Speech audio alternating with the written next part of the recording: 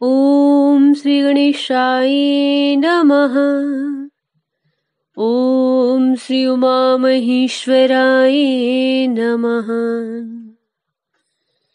ओम श्री नर्मदेश्वर महादेवाय नमः। बोलिए श्री उमा महेश्वर जी की जय। आप सभी का राम दर्शन चैनल में हार्दिक स्वागत है।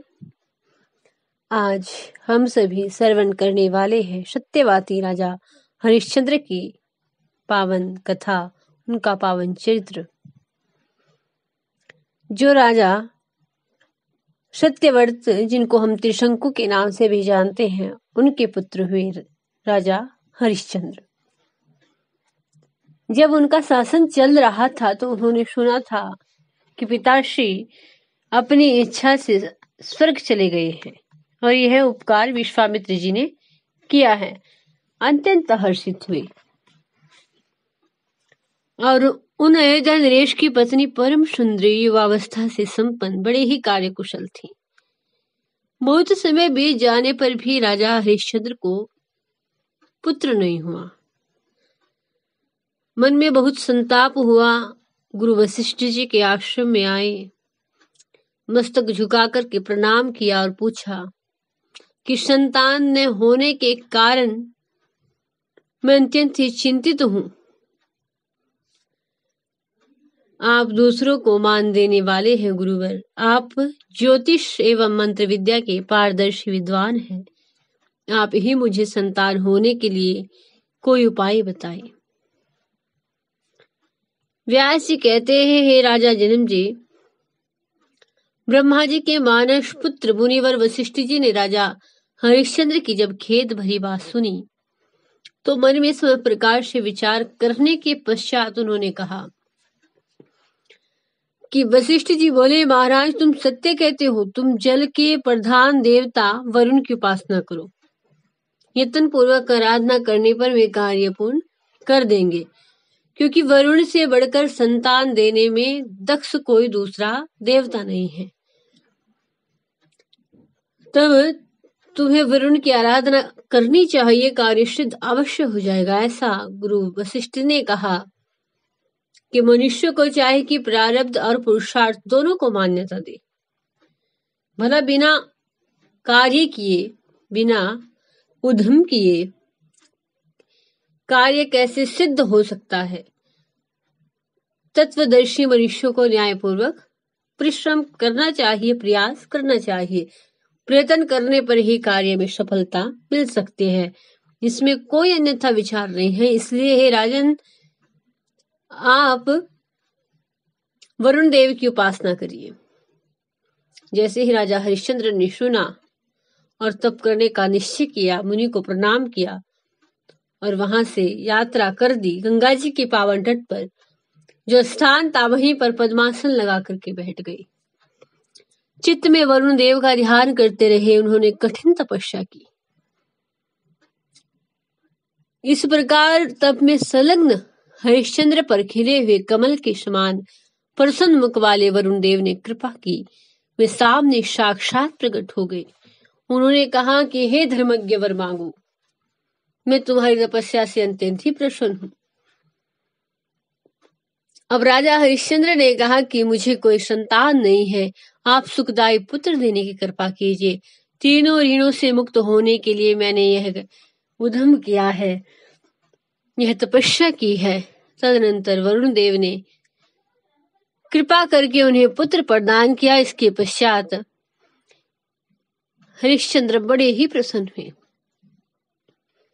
व्यास जी कहते हैं, हे राजा जनम जी, एक समय की बात है, राजा हरिश्चंद्र शिकार खेलने के लिए जंगल गए। अब वहां उन्होंने देखा कि मनोहर नेत्रों वाली एक स्त्री रो रही है। करुणावश उन्होंने पूछा कि कमल पत्र के समान विशाल नेत्रों वाली वरानने, तुम कौन हो, क्यों रो रही हो? अभी मुझे बताओ, किसने तुम्हें कष्ट दिया है? तुम क्यों अपार दुख में पड़ी हुई हो? इस निर्जन वन में रहने वाले तुम कौन हो? कौन तुम्हारे पिता है? कौन तुम्हारे पति? कांते, मेरे राज्य में तो राक्षस भी दूसरे की स्त्री को कष्ट नहीं पहुंचाते। सुंदरी, तुम्हें जो दुख देता हो मैं अभी उसे मार दूंगा। वरारोह, तुम अपना दुख मुझे बताओ। मेरे राज्य में कोई भी दुराचारी नहीं रह सकता। महाराज हरिश्चंद्र ने जैसे ही पूछा तो वह स्त्री अपने आंसू पोंछने के पश्चात स्त्री उनसे कहने लगी कि हे राजन, मेरे लिए वन में रहकर जो कठिन तपस्या कर रहे हैं उन मुनिवर विश्वामित्र ही से मैं अत्यंत दुखी हूँ। उत्तम व्रत का पालन करने वाले राजन, आपके राज्य में रहकर मेरे महान कष्ट पाने का यही कारण है। मुनि से अत्यंत सताई जाने वाली मैं कमना नाम की स्त्री हूँ। यही मेरा साधारण परिचय है। अब राजा हरिश्चंद्र ने कहा कि तुम अपने स्थान पर आनंद से रहो, अब तुम्हें कष्ट का सामना नहीं करना पड़ेगा। तपस्या में तत्पर रहने वाले उन मुनि को मैं मना कर दूंगा। अब ऐसा आश्वासन देकर के राजा हरिश्चंद्र जी तुरंत विश्वामित्र जी के पास आए, नम्रता पूर्वक शीश नवाया, प्रणाम किया, साथ ही कहा, मुनिवर, आप इतनी कठिन तपस्या से शरीर को क्यों संतप्त बना रहे हो? महामते, किस प्रयोजन को सिद्ध करने के लिए आप यह तप कर रहे हो? यथार्थ बताने की कृपा करें। गांधी नंदन मुने, मैं आपका अभिलाषित कार्य सफल करने के लिए तैयार हूँ। अब इससे आगे तपस्या करने का विचार छोड़ करके आप इसी क्षण जाने की कृपा करें। सर्वज्ञ मुने, मेरे राज्य में रहकर कभी किसी को भी इस प्रकार की कठिन तपस्या की आवश्यकता नहीं है, क्योंकि लौकिक शरीर के लिए ऐसा तप महान कष्टप्रद होता है। इस पर विश्वामित्र जी को तप करने से रोककर राजा हरिश्चंद्र घर चले गए। हरिश्चंद्र जी की इस क्रिया के पश्चात मुनि के मन में क्रोध छा गया। वे अपने स्थान को चले गए और बदला लेने की बात सोचने लगे। अब तरह तरह से सोचने के पश्चात उन्होंने एक भयंकर दानव को राजा हरिश्चंद्र के पास जाने की आज्ञा दी।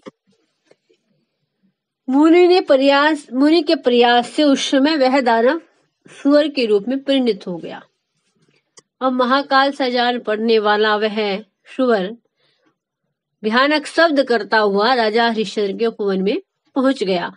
राक्षसों को जो रक्षक थे उनको भयभीत करने लगा, उनके उपवनों को नष्ट भ्रष्ट कर दिया और तब हाथ में शस्त्र लेकर के उपवन की रखवाली करने वाले सभी रक्षक वहां से भाग चले। मालियों ने भी डर करके हाहा की आवाज निकालना प्रारंभ कर दिया। काल से तुलना करने वाला वह सुअर जब बाणों से मारे जाने पर भी निर्भीकता पूर्वक राक्षसों को पीड़ित करने पर लगा रहा, तब तो उन रखवालों के भय की सीमा नहीं रही। तब मैं राजा हरिश्चंद्र की शरण में गई, शरण मांगी, भय से अधीर होकर कांपते हुए बोले कि हमें बचाइए स्वामी। और तब डर से अत्यंत घबराए हुए राक्षसों को देख करके राजा हरिश्चंद्र ने पूछा कि रक्षकों, तुम्हें किसके द्वारा क्या भय पहुंचाया गया है, शीघ्र बताओ। मैं देवताओं और राक्षसों से नहीं डरता, किसने तुम्हें भय पहुंचाया है मेरे सामने कहो। उस भाग्यहीन शत्रु को अभी एक ही बाण से मार डालता हूँ। मालियों ने कहा कि राजन, देवता, दानव, यक्ष, किन्नर, इनमें से कोई नहीं, विशाल शरीर वाला एक सुअर उपवन में घुस पड़ा है। इस सुअर ने अपने दांत से पुष्पों के समस्त वृक्षों को रौंद डाला है। उपवन में बैठने ही इसने तोड़ तोड़ करके चौपट कर दिया है। हमारे बाण, लाठी, पत्थर से शरीर को अत्यंत पीड़ा पहुंची है। यह निर्भीकता पूर्वक हमें मारने के लिए टूट पड़ा है। अब जैसे ही महाराज हरिश्चंद्र ने मालियों के मुख से यह वचन सुने, क्रोध से तमतमा उठे।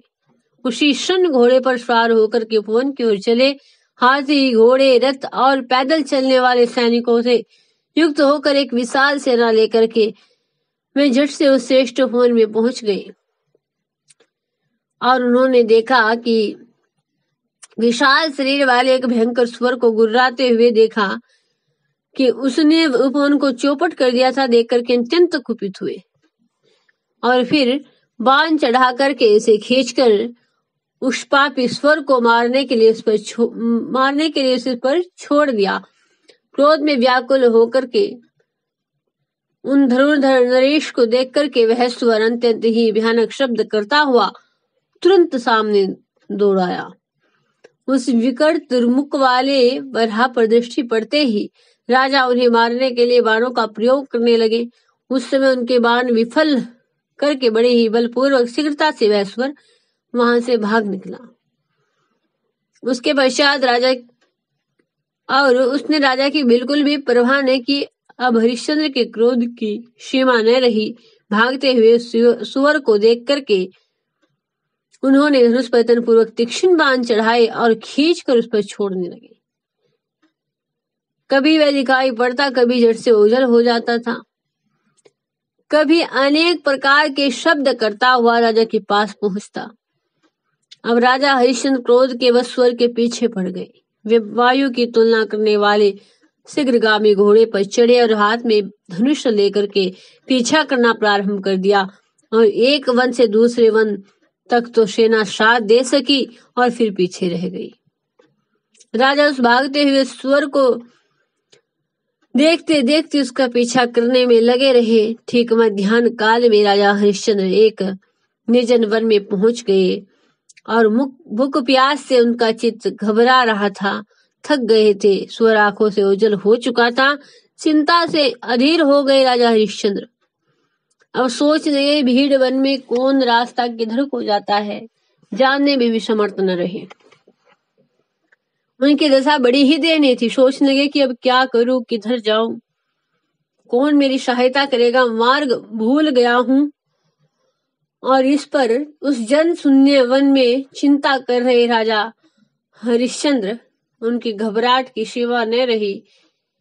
इतने में ही एक स्वच्छ जल वाली नदी दिखाई पड़ी। देख करके अत्यंत हर्षित हुए घोड़े से उतरे, स्वादिष्ट जल पिलाया और स्वयं भी पिया और जब जल पी लेने पर उनका चित्त परम शांत हो गया, तब वे नगर जाने का विचार करने लगे। किंतु दिग्भ्रम होने के कारण कुछ भी निश्चय नहीं कर पाए। इतने में ही विश्वामित्र जी एक वृद्ध ब्राह्मण का रूप धारण करके राजा के सामने आ गए। अवशेष ब्राह्मण को सामने देख करके राजा ने प्रणाम किया। वे प्रणाम कर ही रहे थे कि विश्वामित्र ने उनसे कहा कि महाराज, तुम्हारा कल्याण हो, तुम यहाँ कैसे? राजन, किस अभिप्राय से इस निर्जन वन में तुम अकेले आए हो? राजेंद्र, शांतचित्त होकर अपने आगमन का कारण मुझे बताओ। अब राजा हरिश्चंद्र ने कारण बताया कि मुनिवर, एक स्थूल शरीर वाला बलवान सुवर मेरे उपवन में पहुंच करके वृक्षों को और उनके कोमल पुष्पों को रौंद रहा था और सेना सहित अपने नगर से निकल पड़ा मैं, और अब वह मायावी सुअर आंखों से ओझल हो गया। पता नहीं इतनी शीघ्रता से कहाँ चला गया। मैं भी उसके पीछे लगा रहा। मेरी सेना किसी दूसरी ओर चली गई। सैनिकों के साथ छूट जाने पर भूख प्यास से आतुर होकर मैं यहाँ आ गया हूँ। मुने, मैं नगर में जाने का मार्ग भूल गया हूँ। सेना किधर चली गई इसका भी मुझे कुछ पता नहीं। आप कृपा करके मुझे मार्ग बतलाइए कि मैं नगर में जा सकूं। मेरे सौभाग्य से ही इस जनशून्य वन में आपका दर्शन मुझे हुआ है। मैं अयोध्या का राजा हूँ, मेरा नाम हरिश्चंद्र है और इस समय मैं राजसूय यज्ञ के नियम का पालन करता हूँ। जिसकी जिस वस्तु की इच्छा हो वही वस्तु वह मुझसे पा सकता है। ब्राह्मण द्विजवर, यदि आप यज्ञ करने के लिए धन चाहते हो तो आपको अयोध्या में पधारने की कृपा करनी चाहिए। मैं आपकी सेवा में प्रचुर संपत्ति उपस्थित कर दूंगा।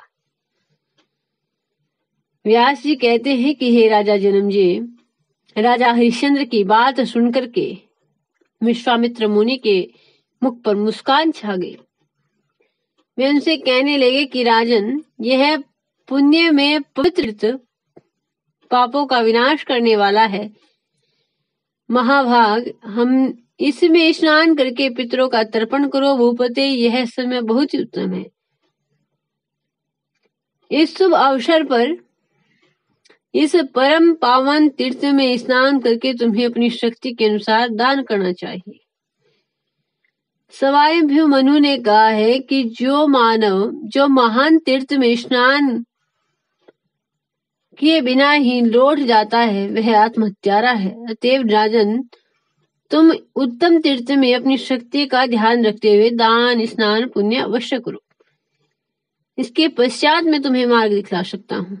तुम अपने नगर को चले जाना। अब विश्वामित्र जी के इस वचन में कपट भरा हुआ था। सुनकर के महाराज हरिश्चंद्र ने अपने वस्त्र उतारे, विधिवत स्नान किया। नदी के तट पर आ गए घोड़े को उन्होंने एक वृक्ष में बांध दिया और विश्वामित्र के कपट वाक्य से राजा की बुद्धि विमोहित हो गई अथवा होनी टाली नहीं जा सकती। इसे सत्य करने के लिए उस समय राजा मुनि के वशीभूत हो गए थे। उन्होंने विधिवत स्नान किया, पितरों का देवताओं का तर्पण किया। तदनंतर विश्वामित्र से कहा, स्वामिन, मैं आपको दान देने के लिए तैयार हूँ। महाभाग, आपकी जो इच्छा हो वही मैं उपस्थित कर दूंगा। गौ, पृथ्वी, सोना, हाथी, घोड़ा, रथ आदि वाहन आप जो चाहे ले सकते हैं। मेरे पास कोई भी वस्तु अदेय नहीं है। सर्वोत्तम राजसूय यज्ञ में मुनिगण पधारे थे। उनकी सन्निधि में मैंने ईश्वर का पालन करने के लिए प्रतिज्ञा की थी। अतएव मैं प्रतिज्ञाबद्ध हूँ। हे मुने, इस उत्तम तीर्थ में भाग्यवश आपका दर्शन मुझे प्राप्त हुआ। आप जो भी वस्तु चाहते हैं उसकी आज्ञा दें। मैं आपका मनोरथ पूर्ण करने के लिए प्रस्तुत हूँ। अब विश्वामित्र बोले कि राजन, तुम्हारी विपुल कीर्ति संसार में व्याप्त है। इस बात की जानकारी तो मुझे पहले से ही है। वशिष्ठ जी ने कहा था कि इस भूमंडल पर कोई ऐसा दाता नहीं है। ये महाराज हरिश्चंद्र सूर्य वंश में उत्पन्न हुए हैं। इनके समान दानशील राजा न पहले हुआ है और न आगे होगा। इनके पिता का नाम त्रिशंकु था। पृथ्वी पर ये परम उदार नरेश माने जाते हैं। अतएव इसलिए हे राजन, मैं आपसे प्रार्थना करता हूँ कि मेरे यहाँ पुत्र के विवाह की समस्या उपस्थित है। महाभाग, इस कार्य को संपन्न करने के लिए मुझे धन की आवश्यकता है। इसलिए आप मुझे धन देने की कृपा करें। अब राजा ने कहा, विप्रेंद्र, आप विवाह कीजिए। मैं आपके आज्ञा अनुसार धन देने के लिए तैयार हूँ। जितना धन चाहते हो उतना आपको दे दिया जाएगा। अब इस प्रकार हरिश्चंद्र जी ने जैसे ही कहा और उन्हें ठगने के लिए पूर्ण प्रयत्नशील विश्वामित्र जी ने गांधर्वी माया का प्रयोग करके सामने सब कुछ उपस्थित कर दिया। एक सुकुमार पुत्र, एक 10 वर्ष की कन्या, ये दोनों उन्हें दृष्टिगोचर होने लगे। मुनि ने कहा कि हे नरश्रेष्ठ, आज इन्हीं दोनों का विवाह करना आवश्यक हो गया है। किसी गृहस्थी के लड़के लड़की का विवाह कर दिया जाए तो इसका पुण्य राजसूय यज्ञ से भी बढ़कर है। इस समय तुम यदि इस विवाह कार्य को संपन्न कर देते हो तो अवश्य ही पुण्य के भागी बन जाओगे। अब महाराज हरिश्चंद्र विश्वामित्र की माया से अपनी विवेक शक्ति खो चुके थे। जैसे ही बात सुनी उन्होंने धन देने की प्रतिज्ञा कर ली थी। कहा कि बहुत अच्छा, मैंने जो कहा है इसमें किंचित मात्र भी त्रुटि न होगी। तब मुनि ने मार्ग बता दिया और राजा उसी रास्ते पर अपने नगर को चले गए। उन्हें ठग करके विश्वामित्र ने भी अपने आश्रम की राह पकड़ी। तदनंतर हरिश्चंद्र जी के पास पहुंचकर उन्होंने कहा, राजन, वेदी का कार्य पूर्ण होने के लिए इस समय सुअवसर पर आज तुम मुझे अभिलाषित दान देने की कृपा करो। राजा हरिश्चंद्र ने कहा, द्विजवर, आप क्या चाहते हैं बताइए, मैं आपकी अभिलाषित वस्तु आपको अवश्य दूंगा। यदि कोई अदेय वस्तु है मेरे लिए इस जगत में, यदि कोई अदेय वस्तु है तो वह केवल यश है, क्योंकि जिसने धन पाकर यश नहीं कमाया उसका जीवन व्यर्थ समझा जाता है। निर्मल यश के कारण परलोक में भी सुख सुविधाएं प्राप्त होती है। विश्वामित्र जी बोले कि महाराज, परम पुनीत वेदी के शुभ अवसर पर आप मुझे हाथी, घोड़ा, रथ और रत्नों से भरा पूरा संपूर्ण राज्य वर को दहेज के रूप में दे दीजिए। अब विश्वामित्र जी की माया से मोहित हो जाने के कारण राजा हरिश्चंद्र ने उनकी बात सुनकर के कुछ भी विचार नहीं किया, झट से कह दिया, बहुत ठीक, इच्छा अनुसार राज्य मैंने आपको दे दिया। अब तुरंत ही कठोर हृदय वाले विश्वामित्र बोले, हाँ मैं पा चुका, परंतु राजेंद्र महामते अब दान की सांगता के लिए दक्षिणा भी तो चाहिए, क्योंकि मनु ने कहा है कि बिना दक्षिणा का दान निष्फल समझा जाता है। अतएव दान को सफल बनाने के लिए यथोचित दक्षिणा का भी प्रबंध कीजिए। राजन, उस समय जब विश्वामित्र ने ये कहा तब हरिश्चंद्र के आश्चर्य की सीमा नहीं रही। वे कहने लगे, स्वामिन, इस समय आपकी सेवा में मुझे कौन सा धन उपस्थित करना चाहिए?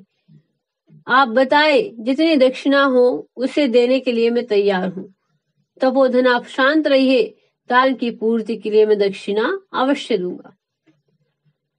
अब राजा हरिश्चंद्र की बात सुनकर के विश्वामित्र बोले कि राजन, अब 2.5 भार सोना दक्षिणा में चाहिए। सुनकर के मुग्ध राजा ने उत्तर दिया, हाँ ठीक है, दूंगा। उस समय राजा हरिश्चंद्र के सैनिक वहां पहुंचे। महाराज को देख करके बड़े प्रसन्न हुए, परंतु उन्हें चिंतित भी देखा। सैनिकों ने प्रार्थना पूर्वक उनसे चिंता का कारण पूछा। सैनिकों के पूछने पर राजा हरिश्चंद्र ने भला बुरा कुछ भी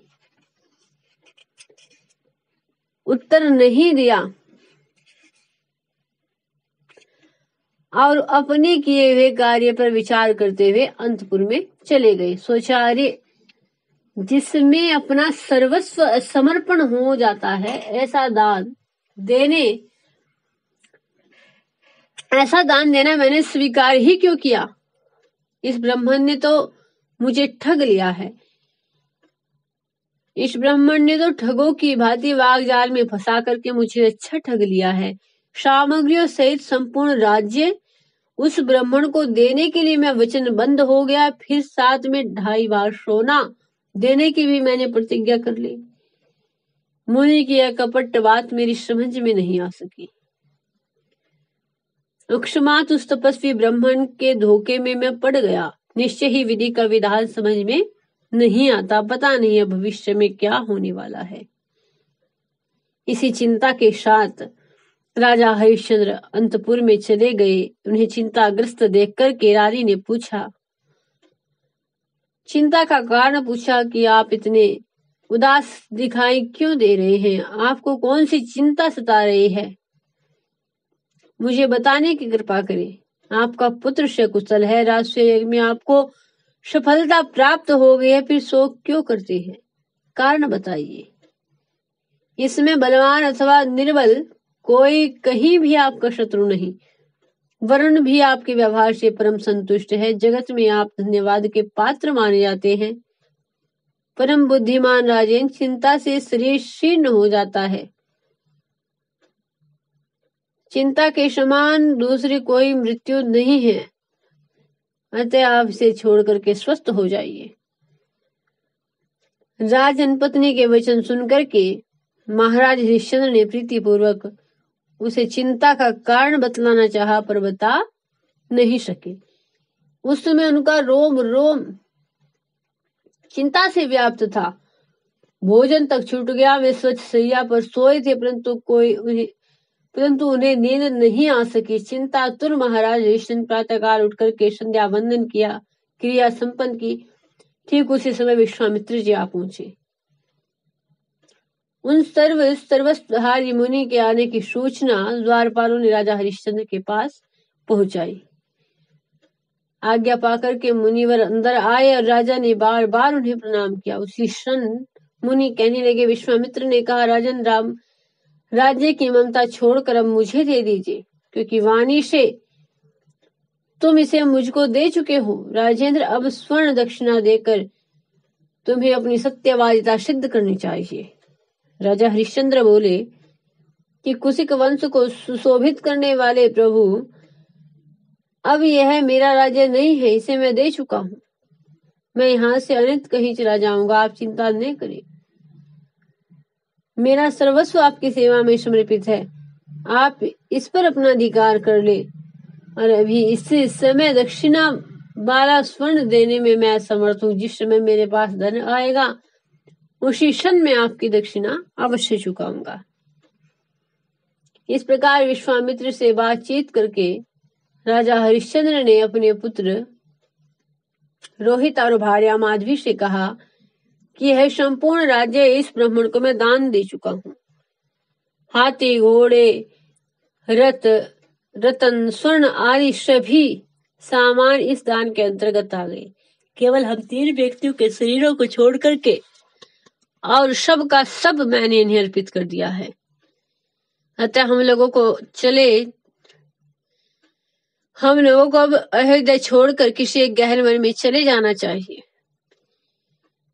इस प्रकार यह मुनि इस समृद्धिशाली राज्य का भलीभांति उपभोग करे। राजन अपने पुत्र और पत्नी से यूं कहकर के परम धार्मिक राजा हरिश्चंद्र राजभवन से निकल गया। और उस समय भी विश्वामित्र के प्रति उस सदाचारी राजा के मुख से आदर के ही शब्द निकल रहे थे। उन्हें जाते देख करके पुत्र रोहित और रानी माधवी भी उनके साथ हो लिए। इन तीनों की यह स्थिति देख करके नगर में हाहाकार मच गया। अयोध्या में रहने वाले संपूर्ण प्राणियों की आंखें जल बरसाने लगी। वे पुकार पुकार कर रोने लगे कि हाँ राजन, आपने यह क्या कर डाला। कहां से कलेश कि यह सघन घटा आपके ऊपर घिर गई है। महाराज, यह निश्चय है कि आप दैववश इस दुष्ट ब्राह्मण के धोखे में आ गए। महात्मा पुत्र और साध्वी रानी के साथ राजा हरिश्चंद्र की यह दशा देख करके सभी वर्ण के लोग अत्यंत खेद प्रकट करने लगे। ब्राह्मण लोग दुख से घबरा कर कहने लगे, यह मान धूर्त है। महाराज हरिश्चंद्र नगर से निकलकर जा रहे थे, इतने में ही विश्वामित्र जी आ गए और बड़ी ही निष्ठुरता से कहने लगे, राजन, मेरी दक्षिणा का स्वर्ण अभी देकर जाओ, अथवा यह कह दो कि मैं नहीं दूंगा। तुम्हारे हृदय में राज्य का लोभ हो तो इसे वापस दे सकते हो। देने के लिए प्रतिज्ञा कर चुका हूं, इस पर तुम्हारी मान्यता होनी चाहिए, फिर देने में क्या हिचक। विश्वामित्र के इस प्रकार कहने पर सत्य प्रतिज्ञ राजा हरिश्चंद्र ने अत्यंत दीनता प्रकट करते हुए प्रणाम किया और वे हाथ जोड़कर कहने लगे कि उत्तम व्रत का पालन करने वाले मुनिवर, मेरी प्रतिज्ञा है कि आपको बिना स्वर्ण दिए मैं भोजन नहीं कराऊंगा। आप विषाद न करें, मेरा जन्म सूर्य वंश में हुआ है। मैं एक क्षत्रिय नरेश हूँ। मनुष्य की इच्छा पूर्ण करने वाला राष्ट्रीय यज्ञ मेरे द्वारा संपन्न हो चुका है। स्वामिन इच्छा अनुसार दान देकर फिर मैं ना ही कैसे कर सकता हूँ। मैं आपको अभिष्ट स्वर्ण अवश्य दूंगा, आपकी दक्षिणा आपको अवश्य दूंगा। हाँ, जब तक मुझे धन न मिले तब तक कुछ समय के लिए आप कृपा पूर्वक प्रतीक्षा करें। अब विश्वामित्र जी बोले, राजन, फिर तुम्हें धन कहाँ से मिलेगा। राज्य हाथ से चला गया है, खजानों पर तुम्हारा अधिकार नहीं रहा। अर्थ उपार्जन करने की साधन भूता सेना तुम्हारे पास नहीं है। राजन, अब तुम्हें धन की आशा करना बिल्कुल व्यर्थ है। मैं क्या करूं। तुम निर्धन व्यक्ति को धन के लोभ में मैं पीड़ित भी कैसे करूं। अतएव राजन, कह दो, अब मैं नहीं कर सकूंगा, नहीं दान दे सकूंगा। तब मैं धन पाने की अपनी बड़ी आशा छोड़ करके यहाँ से चला जाऊंगा। राजेंद्र, मेरे पास सोना नहीं है, आपको क्या दूं। यह कहकर स्त्री और पुत्र के साथ अब तुम्हें इच्छा अनुसार चले जाना चाहिए। व्यास जी कहते हैं, राजन, महाराज हरिश्चंद्र ने विश्वामित्र मुनि की यह बात सुनकर के उत्तर दिया, ब्राह्मण आप धैर्य रखिए, मैं आपको धनावश्य दूंगा। द्विजवर मेरे पास और कुछ भी नहीं बचा, यह सत्य है, परंतु स्त्री का और पुत्र का पवित्र शरीर तो अभी तक शेष है, इसे बेचकर मैं आपको ऋण अवश्य चुकाऊंगा। द्विजेंद्र प्रभु, आप काशीपुरी में इसके ग्राहक का अन्वेषण कीजिए और स्त्री एवं पुत्र सहित मैं आपकी सेवा करूंगा। मुने, इस पर सब लोग उसके हाथ बिक जाएंगे और आप हमारे मूल्य से 2.5 भार सोना लेकर संतुष्ट हो जाइए। इस प्रकार कहकर के पत्नी और पुत्र के साथ राजा हरिश्चंद्र उस समय काशी में चले गए और जहां स्वयं भगवान शंकर की प्राण प्रिया उमा के साथ विराजते भगवान श्री महादेव जी हैं। मन में आह्लाद उत्पन्न करने वाली उस दिव्यपुरी को देख करके राजा ने कहा, यह पुरी बड़ी ही दीप्तिमान है, इनके दर्शन पाकर तो मैं कृतार्थ हो गया हूँ। फिर वे गंगा जी के तट पर गए, स्नान किया, देवताओं का तर्पण किया, देवार्चन विधि पूर्वक संपन्न करके चारों ओर घूमने लगे। तब दिव्य काशीपुरी में जाने पर राजा ने सोचा कि यह पुरी त्रिशूलधारी भगवान महादेव की संपत्ति है। दुख से अधीर होकर अत्यंत घबराए हुए राजा हरिश्चंद्र पैदल ही चल करके नगर में प्रविष्ट हुए थे। रानी साथ थी। काशीपुरी में प्रवेश हो जाने पर महाराज का मन कुछ आश्वस्त सा हो गया। इतने में दक्षिणा पाने की अभिलाषा रखने वाले मुनिवर विश्वामित्र सामने उपस्थित हो गए। मुनि को देख करके राजा हरिश्चंद्र ने दोनों हाथ जोड़ करके प्रणाम किया। कहा कि मुनि, ये मेरे प्राण पुत्र और प्रिय स्त्री सबके सब सेवा में उपस्थित हैं। इनमें से जिससे आपका काम सद सके उसे ही आप शीघ्र स्वीकार कर लीजिए। मुनिवर, यदि इनमें से अन्य भी कोई कार्य होने की संभावना हो तो वह भी बताइए। विश्वामित्र जी बोले, राजन, तुम्हारा कल्याण हो, आज महीना पूरा हो गया है। तुम्हें यदि अपनी प्रतिज्ञा याद हो तो प्रतिश्रुत दक्षिणा देने का प्रयास अभी करना चाहिए। राजा ने कहा कि ज्ञान और तपस्या के बल से शोभा पाने वाले ब्राह्मण, आज अवश्य ही महीना पूरा हो जाएगा, परंतु अभी आधा दिन अवशेष है, तब तक आप प्रतीक्षा करें, दूसरे दिन न रुकिएगा। विश्वामित्र बोले, महाराज, ऐसा ही हो, मैं फिर आ जाऊंगा, परंतु यदि इस समय भी तुम न दे सके तो मैं तुम्हें श्राप दूंगा। जब यो कहकर विश्वामित्र चले गए, तब राजा हरिश्चंद्र ने सोचा कि जिसे देने की प्रतिज्ञा कर चुका हूं वह दक्षिणा इन मुनि को मैं कैसे चुकाऊं? कहां से मेरे धनी मानी मित्र मिल जाए, अथवा इतनी संपत्ति ही मुझे कहाँ मिल जाए? किसी दुर्जन व्यक्ति के पास यदि धन का संग्रह भी हो तो मैं उससे मांगू कैसे? धर्मशास्त्र में बताई गई है, राजाओं के लिए निश्चित रूप से 3 वर्तियां बताई गई है। अर्थात मांगना राजा का कर्तव्य नहीं है, और यदि दक्षिणा चुकाए बिना ही प्राण त्याग दूं तो ब्राह्मणों की वृत्ति अपहरण करने के कारण मुझे अत्यंत अधम और पापी को कीड़े की योनि में जाना पड़ेगा, अथवा मैं प्रेत हो जाऊंगा। इससे अच्छा है तो मैं अपने आप को बेच ही डालूं। राजा हरिश्चंद्र व्याकुल होकर नीचा मुख किए हुए सोच रहे थे। उसी समय उनकी स्थिति अत्यंत ही दयनीय थी।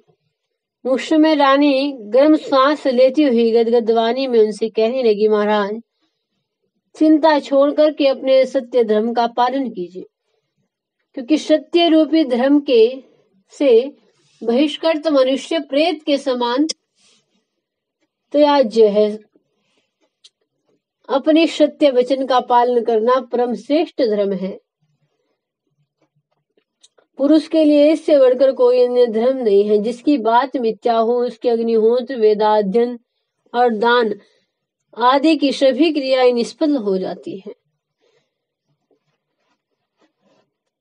100 अश्वमेध यज्ञ और राजस्य यज्ञ करने के पश्चात एक बार झूठ बोल देने से राजा को स्वर्ग से च्युत हो जाना पड़ा था। राजा हरिश्चंद्र ने कहा कि वंश की वृद्धि करने वाला यह पुत्र विराजमान है ही, अतः जो भी इच्छा हो कहो, उसे करने के लिए मैं तैयार हूं। रानी ने कहा, राजन, आपकी वाणी असत्य नहीं होनी चाहिए। पुरुषों की स्त्रियां पुत्र प्रसव कर देने पर सफल हो जाती है। अतः अब आप मुझे धन लेकर दूसरों को दे दे और उसी वित्त से ब्राह्मण की दक्षिणा चुकाने की कृपा करें। पत्नी की बात सुनकर के राजा हरिश्चंद्र अचेत हो गए। फिर विलाप करते हुए अत्यंत दुखित होकर कहने लगे, भद्रे, यह बहुत ही दुखद विषय है जो तुम्हारे मुख से ऐसी बात निकल रही है। तुम्हारे मुस्कान भरे वचन क्या मुझ पापी को याद नहीं है? सुचिस्मते मैं तुमको बेच डालूं? तुम्हें ऐसी बात नहीं कहनी चाहिए। तुम यह प्रिय वचन कैसे कह रही हो? स्त्री के बेचने की बात सामने आने पर महाराज हरिश्चंद्र के धैर्य का बांध टूट गया। उपयुक्त बातें सुनकर वे पृथ्वी पर गिर पड़े और मूर्छित हो गए।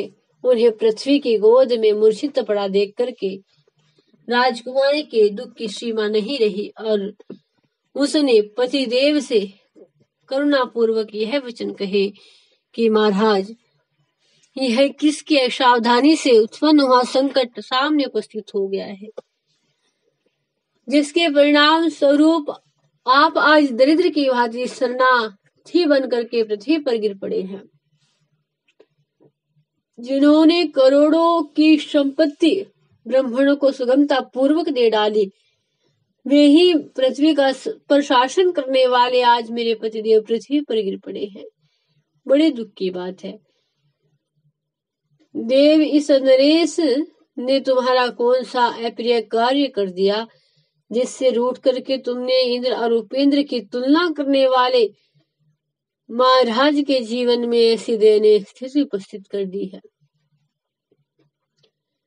ऐसी बात कहते कहते रानी भी मूर्छित हो पृथ्वी पर गिर पड़ी और स्वामी के दुख का भार उसके लिए सहनीय हो गया। उसी समय कुमार रोहित भूख से कष्ट पा रहा था और माता पिता को देख करके, पिताजी पिताजी मुझे अन्न दीजिए, मुझे भोजन दी मातेश्वरी, बड़े जोर की भूख लगी है, मेरी जीभ सूख रही है। इतने में ही महंत विश्वामित्र आ पहुंचे। अब क्रोधित स्वभाव से और अपना दक्षिणा संबंधी धन मांगने के लिए उनका यहाँ आना हुआ। मुनि को देख करके राजा हरिश्चंद्र को मूर्छा आ गई में पुनः पृथ्वी पर गिर पड़े। तब विश्वामित्र जी ने जल के छींटे देकर उनसे यह वचन कहे कि हे राजेंद्र, उठो और दक्षिणा दो, क्योंकि ऋणियों का ऋण भय प्रतिदिन बढ़ता ही रहता है। मुनि के ठंडे जल से जो छींटे दिए थे, उनसे होश में आने पर विश्वामित्र की ओर देखा राजा ने, और तब विश्वामित्र कुपित होकर के आश्वासन देने के साथ ही राजा से कहने लगा। विश्वामित्र ने कहा कि राजन, तुम्हें यदि धैर्य अभिष्ट हो तो मुझे दक्षिणा देने की कृपा करो। कारण सत्य के प्रभाव से ही सूर्य तपते हैं, सत्य के ऊपर ही पृथ्वी स्थित है, सत्य पर ही परम धर्म की मान्यता निर्भर है तथा स्वर्ग की प्रतिष्ठा भी सत्य ही से है। यदि 100 अश्वमेध यज्ञ और सत्य राजू के पृथक पृथक पड़ने पर रख दिए जाए तो उन 100 अश्वमेध यज्ञों से एक सत्य ही बढ़ जाएगा। परंतु इन समय बातों के कहने सुनने से मुझे क्या होगा, क्या प्रयोजन? राजन, यदि तुम्हें दक्षिणा न मिली हो तो देखो, सूर्य के अस्ताचल पधारते ही मैं तुम्हें अवश्य ही श्राप दे दूंगा। इस प्रकार कहकर के विश्वामित्र वहां से चले गए। भय से घबराए हुए राजा हरिश्चंद्र के दुख का पार नहीं रहा। और इसी समय की बात है कि वेद के पारगामिक ब्राह्मण उनके घर से बाहर निकले। एक ब्राह्मण अपने घर से बाहर निकले। बहुत से ब्राह्मणों की मंडली उनके साथ थी और उस समय वे तपस्वी ब्राह्मण इधर ही आ रहे थे। उन्हें सामने देख करके रानी ने महाराज हरिश्चंद्र से धर्म और अर्थ से युक्त वचन कहे कि प्रभु, ब्राह्मण 3 वर्णों के पिता कहे जाते हैं। पिता के धन पर पुत्र का अधिकार होता ही है, निश्चित बात है। अतः मेरी सम्मति है कि इनसे कुछ धन के लिए प्रार्थना की जाए। राजा हरिश्चंद्र ने कहा कि श्रुमध्य में क्षत्रिय हूं, मुझे दान लेना अभिष्ट नहीं है। और तब पत्नी ने कहा कि स्वामिन, काल के प्रभाव से पुरुष के सामने सम और विषम परिस्थिति आया करती है। काल ही मनुष्य को अपमानित और सम्मानित कराता है। पुरुष के दाता और मंगता होने में इस काल की ही महिमा है। एक विद्वान एवं शक्तिशाली ब्राह्मण राजा पर कुपित हो जाए, फलस्वरूप राजा को राज्य से निकल जाना पड़े और वे सुख से हाथ धो बैठे देखे, यह सब काल की ही तो करतूत है। राजा बोले, तीखे धार वाली तलवार से जीव के 2 टुकड़े हो जाना ठीक है, परंतु सम्मान का परित्याग करके दीजिए कहना मैं उचित नहीं समझता। पत्नी ने कहा, महाराज, यदि आपका मन याचना करने में समर्थ नहीं है तो मैं आपकी संपत्ति हूँ। इंद्र सहित देवताओं ने न्याय पूर्वक मुझे आपको सौंपा है। आप स्वामी बनकर मुझ आज्ञाकारिणी पत्नी की रक्षा के लिए तत्पर रहते हैं। अतएव महादूते, अब आप मेरा मूल्य लेकर गुरु विश्वामित्र की दक्षिणा चुका दीजिए। पत्नी की बात सुन करके महाराज हरिश्चंद्र के दुख का पार नहीं रहा और रानी ने उनसे, और वे रो पड़े। तब रानी ने उनसे फिर कहा कि आप अन्यथा विचार न करें, मेरी प्रार्थना स्वीकार कीजिए,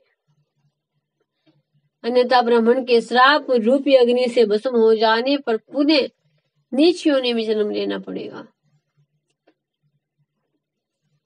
अतः आप मेरे सहयोग से गुरु की दक्षिणा चुका करके आप अपने सत्य व्रत रूपी धर्म को सफल बनाइए। अब इस प्रकार महाराज हरिश्चंद्र नगर में चले गए और जैसे ही रानी द्वारा बारंबार प्रेरित किए जाने पर राजा हरिश्चंद्र ने रानी से कहा कि मैं अत्यंत निष्ठुर होकर तुम्हें बेचने की बात स्वीकारता हूँ। यदि मेरे परम निर्दय वचन कहने के लिए तुम्हारी वाणी तत्पर है तो जिसे नीच से नीच व्यक्ति भी नहीं कर सकते, वह जघन्य काम मेरे द्वारा होने जा रहा है। इस प्रकार राजा हरिश्चंद्र नगर को चले और वहां तमाशा दिखाने का स्थान निश्चित था। वहीं अपनी धर्मपत्नी को उन्होंने बैठा लिया और उस समय महाराज की आंखों से अश्रु गिर रहे थे। उस समय उनका कंठ रुधा जा रहा था। वे बार बार लोगों को संबोधित करते हुए बोले, नागरिकों, आप सब मेरी बात सुनने की कृपा करें। मेरी यह पत्नी मुझे प्राणों के समान प्रिय है, परंतु यदि किसी को इससे दासी का काम लेने की आवश्यकता हो तो कहे, मैं जो भी उचित धन पा सकूं उतने में यह तुरंत बिक सकती है। वहां पर बहुत से विद्वान पुरुष थे। उन्होंने राजा से कहा कि अजी, पत्नी को बेचने के लिए आए हो तुम कौन हो? राजा बोले कि आप लोग पूछते हैं कि तुम कौन हैं, तो सुनिए, मैं मानवता रहित एक महान क्रूर व्यक्ति हूँ, अथवा मुझे कठोर राक्षस भी कहा जा सकता है। तभी तो ऐसे नीच कर्म में मेरी प्रवृत्ति हुई है। व्यास जी कहते हैं कि हे राजा जनमेजय, यह शब्द सुनकर के विश्वामित्र बूढ़े ब्राह्मण का रूप धारण करके अकस्मात सामने उपस्थित हो गए और बोले कि मैं धन देकर इस दासी को खरीदने के लिए तैयार हूं, अतः मुझे दे दो। मेरे पास अपार धनराशि है, मेरी स्त्री परम सुकुमारी है और वह घर का काम नहीं संभाल सकती, अतः इसे मुझे दे दो। मैं दासी को स्वीकार करता हूँ, परंतु इसके लिए मुझे कितना धन देना पड़ेगा?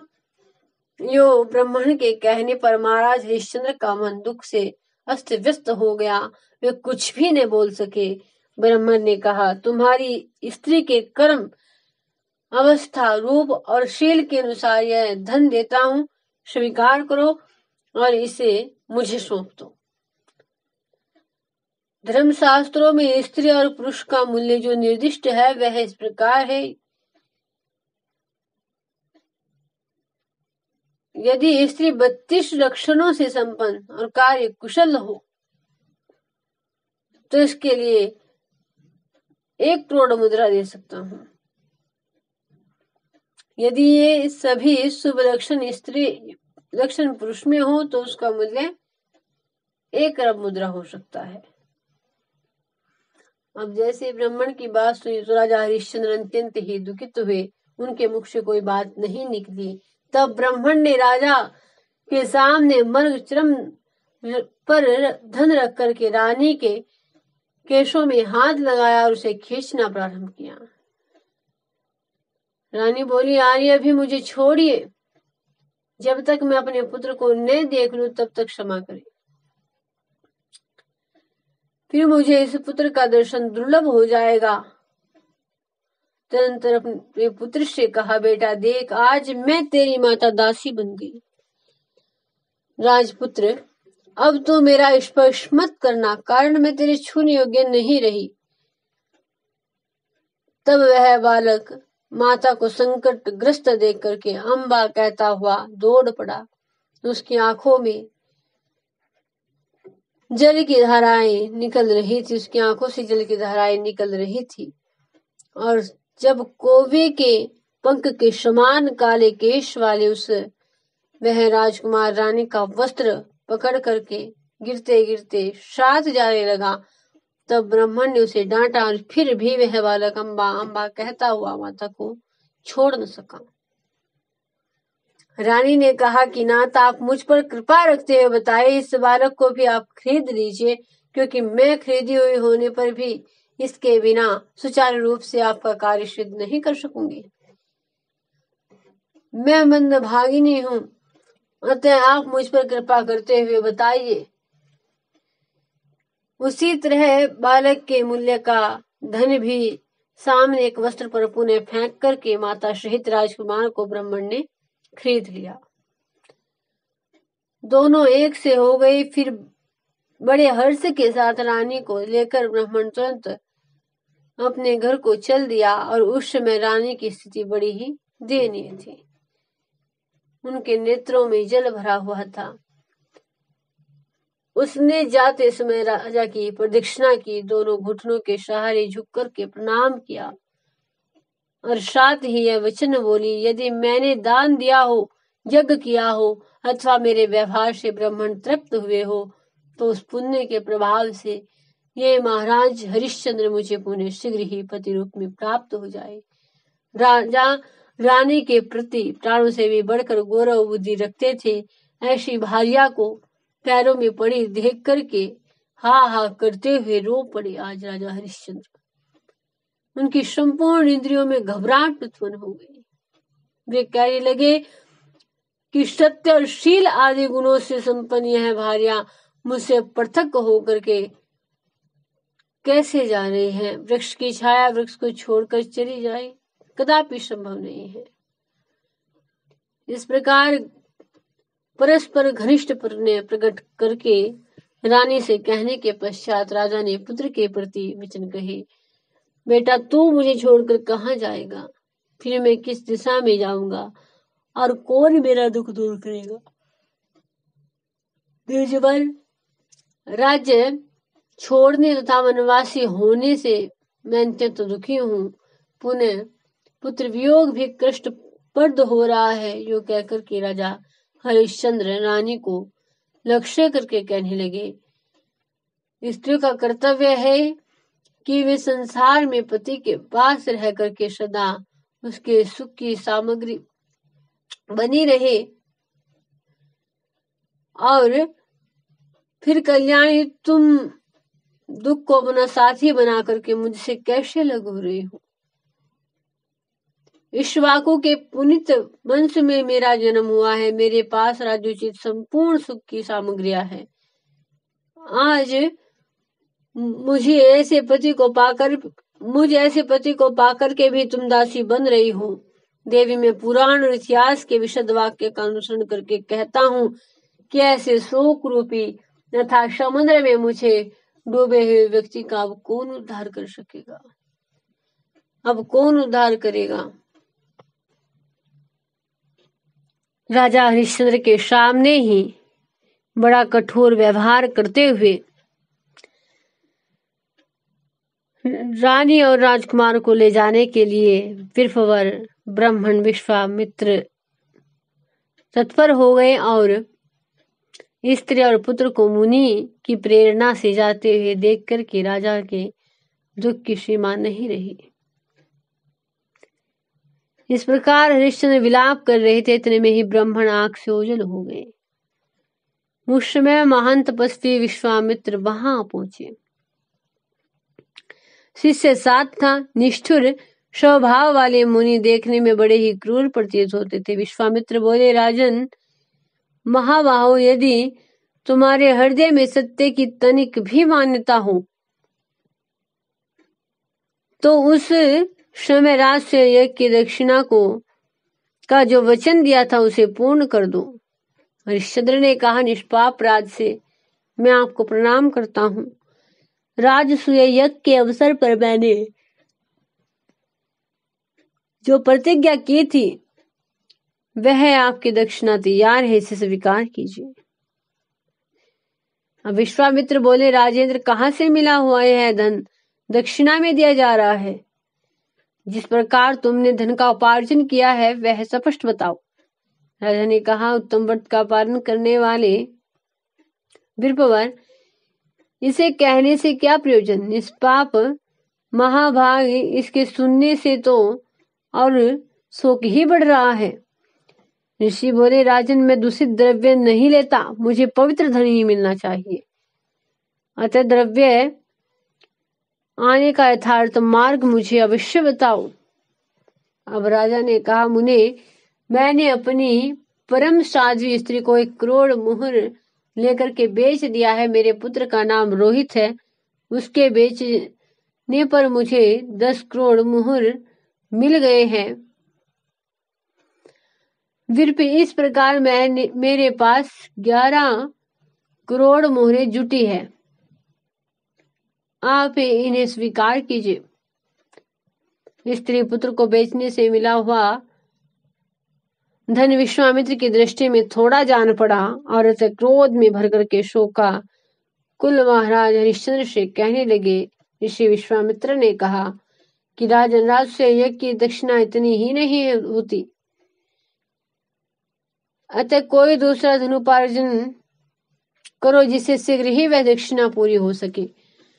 क्षेत्र धर्म का पालन करने से विमुख राजा, तुम मेरी इस दक्षिणा में इतने में ही बिक जाने के योग्य मानते हो तो अभी मैं अपना परम बल प्रकट करता हूँ। देखो, मैं एक परम पवित्र और अंतकरण वाला तपस्वी ब्राह्मण हूँ। मैंने श्रेष्ठ ग्रंथों का शुद्ध अध्ययन किया है, तपस्या की है, मेरे पास सभी शक्तियां हैं। राजा ने कहा, महाराज, हे ब्राह्मण देवता, मैं इसके अतिरिक्त भी दक्षिणा दूंगा, परंतु कुछ समय की प्रतीक्षा कीजिए। अभी मैंने पुत्र और स्त्री को ही बेचा है, मैं स्वयं तो अभी शेष हूं। विश्वामित्र बोले, राजन, दिन का यह चौथा पहर व्यतीत हो रहा है, मेरी प्रतीक्षा का अंतिम समय यही है।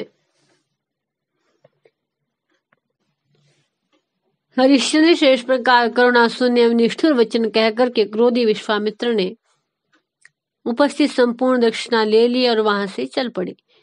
विश्वामित्र के चले जाने पर राजा के कष्ट की सीमा नहीं रही। वे बारंबार सांस खींचते हुए नीचे मुख करके उस स्वर में रोने लगे कि मैं धन से बिक जाने वाला होने के कारण प्रेत बन गया हूं। मुझसे जिसका दुख दूर हो सके वह अभी सूर्य के चौथे पहर में रहते ही मुझसे बात कर ले, इतने में धर्म चांडाल का रूप धारण करके वहां पर आ गया। अब राजा हरिश्चंद्र ने चांडाल के हाथ बिक करके विश्वामित्र की दक्षिणा को चुकाने का यत्न किया। अब विश्वामित्र जी के सामने जैसे ही दक्षिणा लेकर के गए,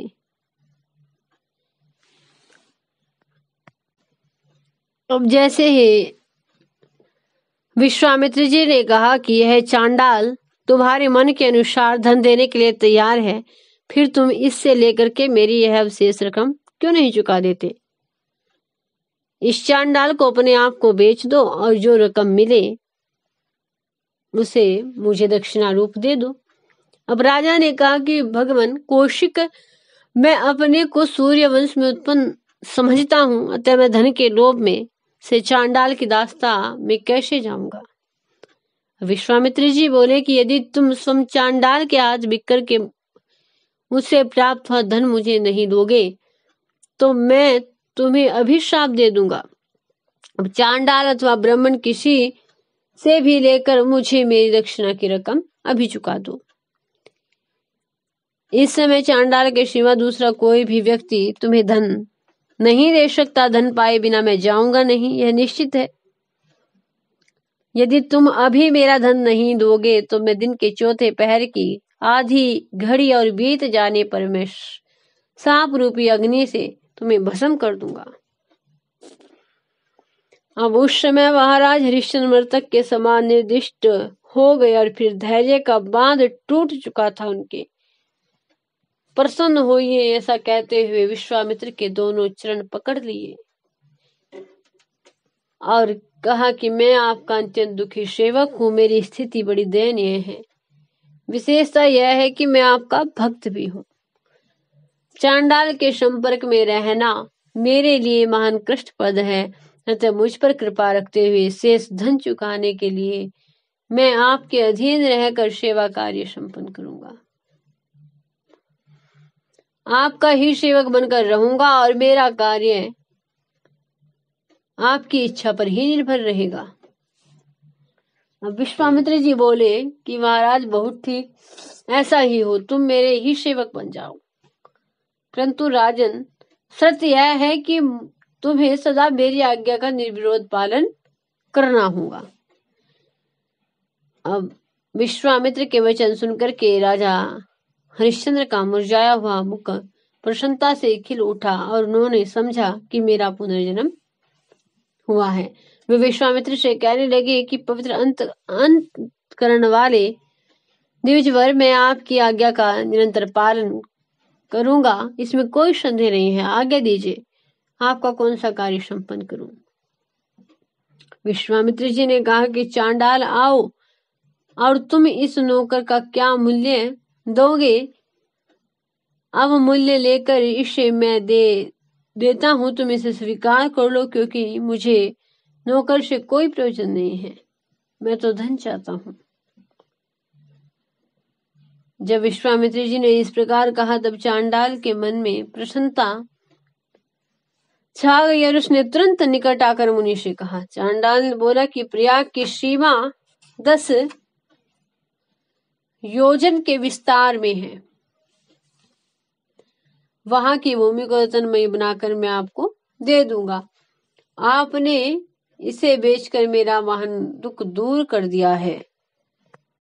अब चांडाल बड़ा हर्षित होकर के राजा हरिश्चंद्र को शमशान घाट पर ले गया और वहां पर उन्होंने कफन लेने का काम उन्हें दिया। अब इस प्रकार बहुत समय व्यतीत हुआ राजा हरिश्चंद्र का। एक दिन की बात है कि उनका पुत्र रोहित, जो उनकी पत्नी के पास ही रहता था, जिसको राजा हरिश्चंद्र ने बेच दिया था, खेल रहा था तो एक सर्प ने काट लिया और सांप के काट जाने से रोहित की मृत्यु हो गई। अब रानी बड़ी ही दुखी हुई और अपने पुत्र का दाह संस्कार करने के लिए जैसे ही शमशान घाट पर गई, राजा रानी एक दूसरे को पहचान नहीं सके और राजा हरिश्चंद्र ने कफन मांगा तो बड़ा ही कारुण्य यह वर्णन है। जब राजा हरिश्चंद्र रानी से कफन मांगते हैं तो रानी कहती है कि हाँ वस्त। राजा रानी एक दूसरे को नहीं पहचान सके और रानी कहती है कि हाँ वस्त, किस पाप के परिणाम स्वरूप मेरा महान दारुण दुख, ऐसा महान दारुण दुख सामने उपस्थित हुआ है, इसका कारण समझ में नहीं आता कि सुहृद पृथक हो जाने पर स्त्री पुत्र को बेच देना पड़ा। हे देव, आपने राजा हरिश्चंद्र की ऐसी दारुण दशा कैसे कर दी। अब जैसे ही रानी यह बात कह रही थी तो राजा हरिश्चंद्र ने सुनी, तब वे समझ गए कि है तो मेरी धर्म पत्नी है और यह पुत्र कोई और नहीं, मेरा खुद का पुत्र रोहित है। अब दोनों राजा रानी जैसे ही जान गए एक दूसरे को तो मूर्छित हो गिर पड़े। फिर दोनों को चेत आया। राजा विलाप करने लगे। राजा ने कहा, हाँ वत्स, टेढ़ी अलकावली से कुछ घिरे हुए तुम्हारे सुंदर मुख को मैं देखा करता था, आज वह मुख मेरे कातर हृदय को विदर्ण क्यों नहीं कर देता। तुम अपनी मधुर भाषा में पिताजी पिताजी कह करके स्वयं मेरे पास आ जाते थे और मैं तुम्हें वत्स वत्स कह करके पुकारा करता था। हे मेरे पुत्र, तुम मेरे सामने आ जाओ और फिर पहले की भांति मुझे पिताश्री कह करके पुकारो। आज विषधर सर्प के काटे हुए पुत्र के कमल के समान मुख को देखता हुआ भी मैं बड़ी ही विषम परिस्थिति में पड़ गया।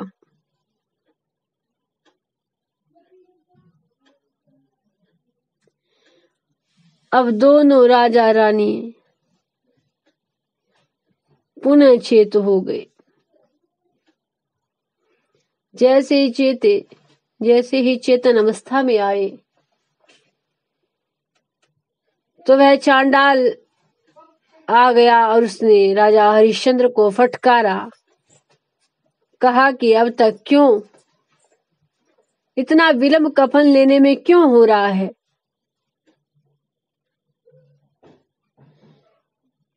इतनी भीषण आवाज में उसने महाराज हरिश्चंद्र को फटकारा और दोनों राजा रानी हरिश्चंद्र और उनकी पत्नी माधवी एक दूसरे को देखते रहे कि देव की यह कैसी होनी है।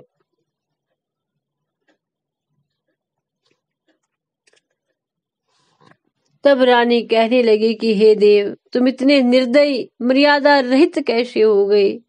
तुम्हें धिक्कार है, तुमने देवता के समान लब्ध प्रतिष्ठित इस नरेश को चांडाल बना दिया है।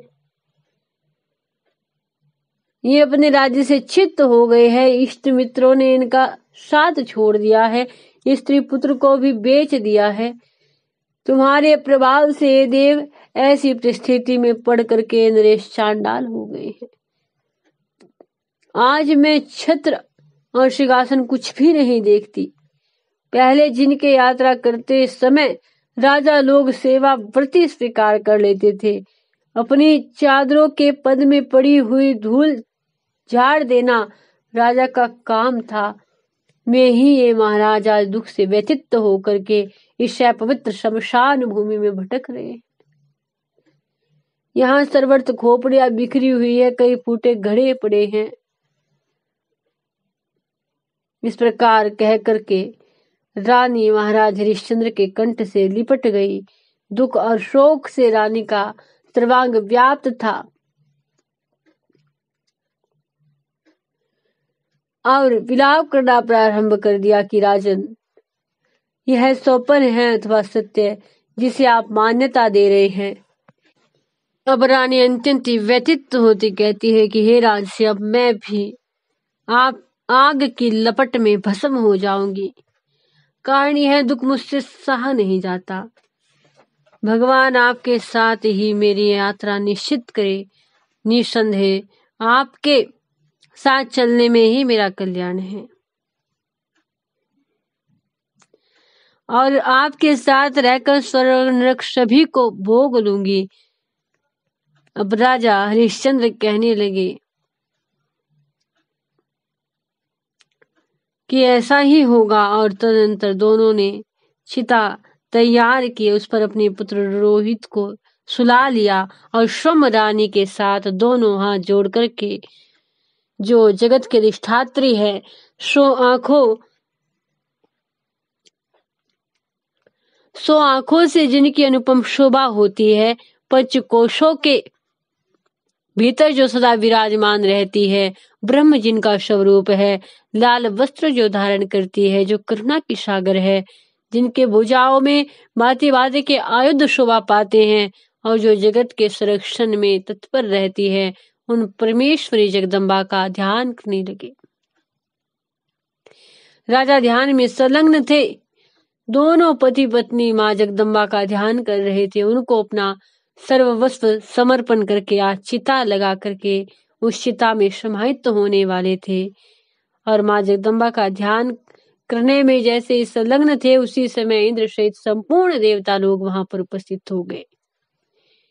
आकर के सभी ने एक स्वर में कहा, राजन महाभाव सुनो, ये साक्षात ब्रह्मा स्वयं भगवान धर्म साध्यगण मरुदगण विश्वदेव चारणों सहित लोकपाल और नाग सिद्ध गांधर्वों के साथ रुद्रगण अश्विनी कुमार तथा ऐसे ही बहुत से देवता यहाँ उपस्थित हैं।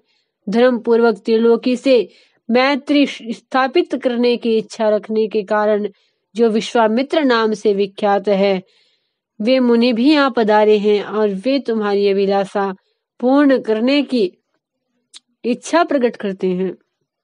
धर्म बोले, राजन तुम्हें ऐसा साहस नहीं करना चाहिए, क्योंकि तुम में जो सहनशीलता, इंद्रियों को वश में रखने की पूर्ण योग्यता और सत्व आदि का सद्गुण है, इनसे परम संतुष्ट होकर मैं तुम्हारे सामने उपस्थित हूँ। इंद्र ने कहा, महाराज हरिश्चंद्र, हे महाभाग हरिश्चंद्र, मैं इंद्र तुम्हारे सामने उपस्थित हूँ। आज स्त्री पुत्र सहित तुमने इस सनातन विश्व पर विजय प्राप्त कर ली है। रानी और राजकुमार को साथ लेकर अब तुम स्वर्ग पधारने की कृपा करो। तुम्हारे अतिरिक्त अन्य कोई कर्मशील पुरुष इस स्वर्ग पर विजय प्राप्त कर ले, यह परम दुष्कर कार्य है। तदंतर इंद्र ने आकाश में विराजमान होकर के चिता के मध्य भाग में सोए हुए राजकुमार रोहित पर अपमृत्यु को दूर करने वाली अमृत वर्षा की, साथ ही पुष्पों की विपुल वर्षा हुई। दुंदुभिया बज उठी। महाराज हरिश्चंद्र बड़े महात्मा पुरुष थे। अब उनके मरे हुए सुकुमार पुत्र रोहित भी चेतन अवस्था में आ गए। स्वस्थ होकर के प्रसन्नता पूर्वक उठ बैठा। राजा ने अपने पुत्र को हृदय से लगा दिया। उस समय रानी भी वहां थी। सारी संपत्तियां लौट कर उनके पास आ गई। दिव्य माला और वस्त्र महाराज को सुशोभित करने लगे।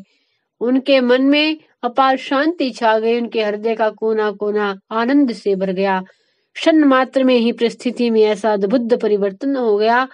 फिर इंद्र ने कहा राजा हरिश्चंद्र से, महाराज अब तुम इस तृण पुत्र के साथ स्वर्ग लोक को चलो। यह सर्वो उत्कृष्ट उत्तम गति तुम्हारे अपने ही कर्मों का फल है। इंद्र की बात सुनकर के हरिश्चंद्र ने कहा, देवराज चांडाल मेरा स्वामी है। मैंने इससे आज्ञा नहीं ली और उससे छुट्टी पाए बिना तो मैं स्वर्गलोक को भी नहीं जाऊंगा।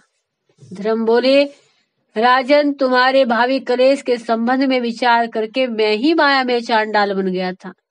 तुम्हें चांडाल का स्थान तो जो दिखाई पड़ा है वह मेरी ही माया थी।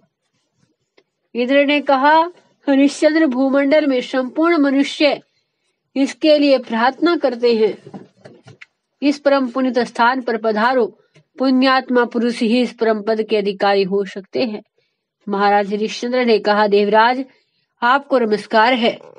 मेरी एक प्रार्थना सुनने की कृपा करें। अयोध्या में रहने वाले बहुत से मानव मेरे दुख से परम दुखी होकर काल व्यतीत कर रहे हैं।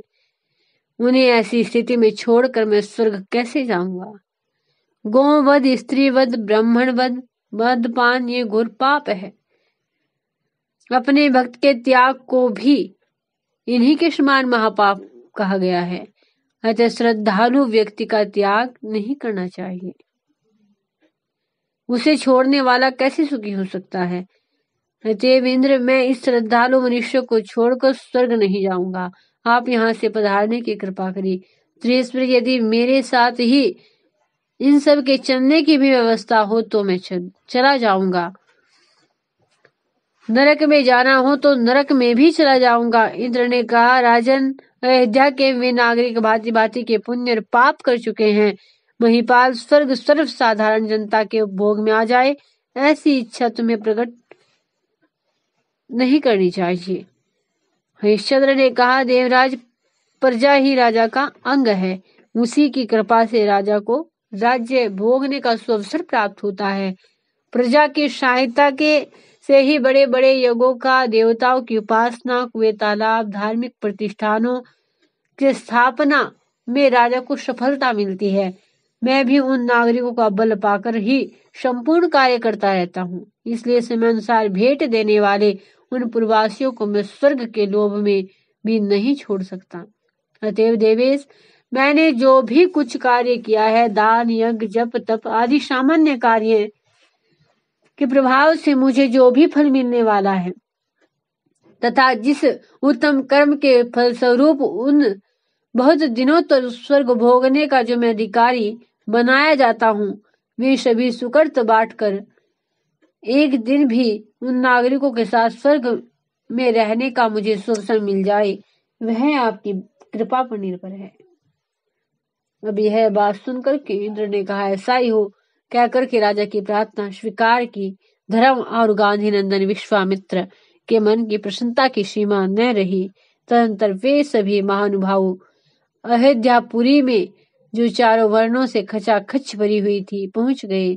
जाकर देवराज इंद्र ने महाराज हरिश्चंद्र के सामने ही सबसे कहा, नागरिक जनों, तुम सब लोग परम दुर्लभ स्वर्ग में चलने के लिए तैयार हो जाओ। धर्म की कृपा से तुम सभी व्यक्तियों को ऐसा सुअवसर प्राप्त हुआ है। धर्म में टूट श्रद्धा रखने वाले महाराज हरिश्चंद्र ने भी उन सब नागरिकों से कहा, हाँ, हम सब लोग अब स्वर्ग की यात्रा करें। देवराज इंद्र की बात सुनकर के राजा हरिश्चंद्र के प्रति नागरिकों के मन में अपार प्रसन्नता उत्पन्न हो गई।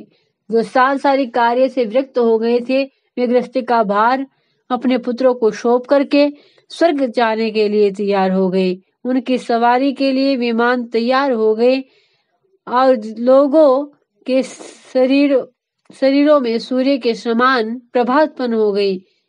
सबके हृदय आनंद से परिपूर्ण हो गए। महामना हरिश्चंद्र ने अपने पुत्र रोहित का अयोध्या के राज्य पर अभिषेक किया और उस समय उस रमणीयपुरी में कोई भी व्यक्ति दीनहीन नहीं था। फिर राजा हरिश्चंद्र अपने पुत्र से मिले और उन्होंने सुहृदों का सम्मान अभिवादन किया। जो पुण्य के प्राप्त होने वाली तथा देवताओं के लिए भी परम दुर्लभ है, वह विशुद्ध कीर्ति को प्राप्त करके इच्छा अनुसार चलने वाले शुद्र घंटिकाओं से सुशोभित विमान पर भी जाकर के बैठ गए। इस आश्चर्य में दृश्य को देखकर वहां भाग शुक्राचार्य ने, जो दैत्यों के आचार्य एवं संपूर्ण शास्त्रों के प्रकांड विद्वान है, एक श्लोक कहा है। शुक्राचार्य बोले, अहो तितिक्षा महाद्यमहो दान फलम महत यदागतो हरिश्चंद्रो महेंद्र श्लोकताम। अर्थात शुक्राचार्य बोले, तितिक्षा की महिमा और दान का फल सबसे श्रेष्ठ है। अतएव राजा हरिश्चंद्र को इंद्र के लोक में जाने की सुविधा प्राप्त हुई। संपूर्ण अयोध्या वासियों को राजा हरिश्चंद्र की कृपा से प्राप्त हुई। राजा हरिश्चंद्र के इस पावन चरित्र को संबंध रखने वाले इस संपूर्ण प्रसंग का श्री व्यास जी ने आज राजा जन्मेजय को श्रवण कराया है। वे कहते हैं कि जो इस दुखी व्यक्ति से सुनता है वह परम सुखी हो जाता है। स्वर्ग की अभिलाषा से इसका श्रवण करने वाला पुरुष स्वर्ग को प्राप्त करता है। पुत्र की इच्छा रखने वाला पुत्र को प्राप्त करता है। इसके प्रभाव से स्त्री की इच्छा रखने वाला स्त्री को और राज्य के अभिलाषी को राज्य की प्राप्ति होती है और उस पर श्री भगवान की कृपा बनी रहती है। बोलिए श्री उमा महेश्वरी की जय। तो आज सभी ने राजा सत्यवादी राजा हरिश्चंद्र के इस पावन कथा को, उनके चरित्र को, उनके दान स्वभाव को, किस प्रकार उन्होंने सत्य को निभाया, पूरे जीवन तक अपने सत्य, अपनी प्रतिज्ञा पर दृढ़ रहे और किस प्रकार फिर देवताओं की कृपा उन पर हुई, इस पावन चरित्र को श्रवण किया है। विश्वामित्र जी ने किस प्रकार उनकी परीक्षा ली, इस पावन चरित्र को सभी ने श्रवण किया है। बोलिए श्री सीताराम की जय।